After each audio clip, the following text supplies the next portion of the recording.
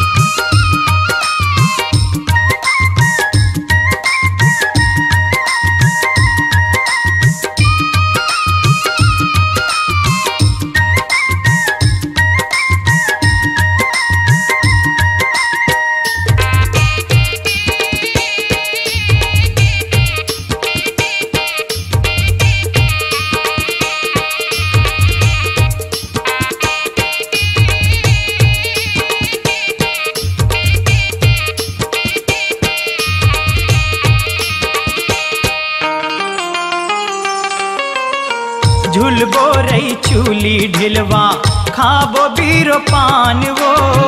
झुलबो रही चूली ढिलवा खाबो बीरो पान वो। ले ले बो आनी बानी के माला मुंदरी हार वो। ले ले बो आनी बानी के माला मुंदरी हार वो। संग संग माँ घूमबो रे बड़ मजा ला पाबो ना। संग संग माँ घूमबो रे बड़ मजा ला पाबो ना। तोर गाँव के मड़ैला घूमेला आहुना। तोर गाँव के मड़ैला घूमेला आहुना।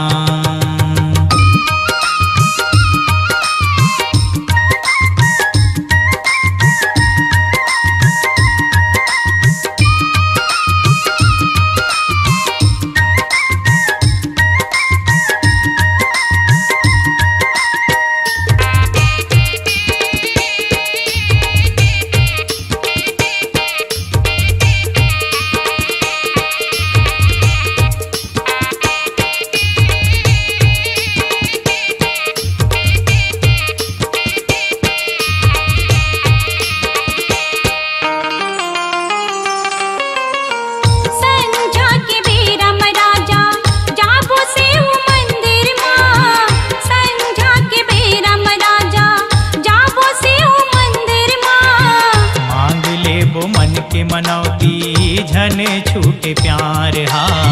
मांग ले वो मन के मनौती झन छूटे प्यार हा। दुनु मैया के बंधनामा बंध जाबो बंधनामा, दुनु मैया के बंधनामा बंध जाबो बंधनामा।